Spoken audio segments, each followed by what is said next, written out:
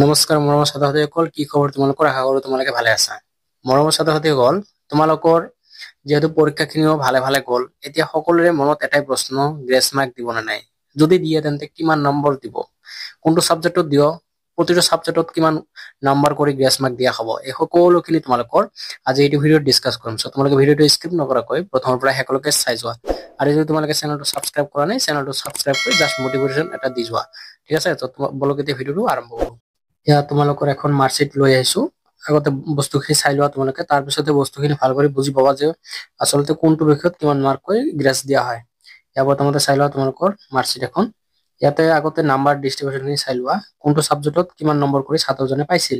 ইয়াৰ প্ৰথমতে চাই লোৱা ইংলিছত কিমান পাইছিল 57, তাৰপাছত এছামিছত কিমান পাইছিল 69, ফিজিক্সত কিমান পাইছিল 57, বায়'লজিত পাইছিল তোমালোকৰ 59, ইয়াৰে বটানীত পাইছিল 18 আৰু জুলজিত পাইছিল 14। তাৰপিছত তোমালোকে এটা বস্তু চাই লোৱা মেথছ আৰু কেমেষ্ট্ৰি। ইয়াতে তোমালোকে ধৰিব পাৰিছা না গোটেইখিনি ছাবজেক্টত ছাত্ৰজনে ভাল নম্বৰ পাইছে, কিন্তু এটা বস্তু চাই লোৱা মেথছ আৰু কেমেষ্ট্ৰি যে আছে, মেথছ আৰু কেমেষ্ট্ৰি এই দুটা ছাবজেক্টে মানে ভাল হোৱা নাই। যিটো ইলেক্টিভ 3 আৰু ইলেক্টিভ 4 আছে, গোটেই দুটা ছাবজেক্টে বেয়া হৈছে। এতিয়া যিহেতু ছাত্ৰজনৰ দুটা ছাবজেক্টতে পাছিং মাৰ্ক উঠা নাই, সেইকাৰণে এক্সামিনাৰে কি কৰিছে এই বস্তুটো চাই লোৱা। ইয়াতে গ্ৰেছটো কোনটো ছাবজেক্টত লাগিছে, ইয়াতে তোমালোকৰ ডাউটটো ক্লিয়াৰ হৈ যাব। ইয়াত তোমালোকে দেখি লোৱা, এতিয়াহে তোমালোকৰ ডাউটটো ক্লিয়াৰ হৈ যাব যে কোনটো ছাবজেক্টত গ্ৰেছ মাৰ্ক দি তোমালোকক পাছ কৰাই দিব। ইয়াতে এটা বস্তু তোমালোকে ভাল কৰি আগতে তোমালোকে অবজাৰ্ভ কৰিব লাগিব বা বুজি ল'ব লাগিব। এইটো হ'ল তোমালোকৰ মেইন খেলাটো হৈছে তোমালোকৰ নম্বৰ লৈ। যদি তোমালোকে সাপোজ ধৰি লোৱা মেথামেটিক্সত তোমালোকে সাপোজ 19 পাইছা, পাছ কৰিব পৰা নাই, পাছিং মাৰ্ক যিহেতু তোমালোকৰ 30 আছে ন, মেথামেটিক্সত 30 মাৰ্ক পাছ কৰিবলৈ লাগে। এই নম্বৰটো তোমালোকে পোৱা নাই, সাপোজ ধৰি লোৱা 19 পাইছা, আৰু তোমালোকৰ সাপোজ ধৰি লোৱা কেমেষ্ট্ৰিত পাইছা 18, তেনেহলে তোমালোকৰ কি হ'ব, ইয়াৰে তোমালোকৰ যিটো গ্ৰেছ মাৰ্ক বুলি কোৱা তোমালোকে এক্সট্ৰা মাৰ্ক যিটো দি তোমালোকক পাছ কৰাই দিব, সেইটো তোমালোকৰ কোনটোত লাগিব জানা? যে মেথামেটিক্সত যদি তোমালোকে 90 পোৱা আৰু যদি কেমেষ্ট্ৰিত তোমালোকে 80 পোৱা, ইয়াৰে যিটো তোমালোকৰ 1 মাৰ্ক বেছি পাবা, যিটো ছাবজেক্টত তোমালোকে 1 মাৰ্ক হলেও তোমালোকৰ যিটো বেছি থাকিব, সেইটোতে তোমালোকৰ গ্ৰেছ মাৰ্কটো পৰিব। ইয়াতে তোমালোকে চাই লোৱা মেথামেটিক্সত কিমান পাইছে 18, কেমেষ্ট্ৰিত পাইছে 16। যেহেতু এই ছাত্ৰজনৰ মেথামেটিক্সত 18 পাইছে, পাছ কৰা নাই যদিও নাম্বাৰটো কিমান পাইছে 18 পাইছে, আৰু তোমালোকৰ কেমেষ্ট্ৰিত কিমান পাইছে 16। ইয়াৰ নাম্বাৰটো গড় হিচাপত নাম্বাৰটো কোনটো বেছি হ'ল? ইয়াৰ মেথামেটিক্সৰ নাম্বাৰটো বেছি হ'ল, কেমেষ্ট্ৰিৰ নাম্বাৰটো তাৰে 2 নম্বৰ কম হৈ পৰিল। সেইকাৰণে তোমালোকৰ এক্সামিনাৰে কি কৰিছে, গ্ৰেছ মাৰ্কটো কোনটোত লগাই দিছে? মেথামেটিক্সত লগাই দিছে। ইয়াতে গম পাইছে নে এতিয়া? ইয়াৰে তোমালোকে 18+12 মেথামেটিক্সত লগাই দি পাছ কৰাই দিছে। এতিয়া তোমালোকৰ ক্লিয়াৰ হৈ গ'ল। আৰু অকল এইটো মেথামেটিক্স বা কেমেষ্ট্ৰিৰ ক্ষেত্ৰত নহয়, তোমালোকৰ বায়'লজি, ফিজিক্সৰ ক্ষেত্ৰতো, এই চাৰিওটা ছাবজেক্টৰ ক্ষেত্ৰতো তোমালোকৰ হ'ব, যদি তোমালোকে ইয়াৰে যিকোনো দুটা ছাবজেক্ট যদি তোমালোকে ভাল কৰি পাছ কৰিব পাৰা। মানে পাছিং মাৰ্ক লাগিব গোটেইখিনি ছাবজেক্টত, অকল যে গ্ৰেছ মাৰ্ক দি পাছ কৰাই দিব তোমালোকে এনেকুৱা নহয়। ঠিক আছে? ইয়াৰে তোমালোকৰ যিকোনো দুটাত পাছ কৰিব লাগিব। এইটো লাগিলে তোমালোকৰ ফিজিক্স হওক বা কেমেষ্ট্ৰি হওক।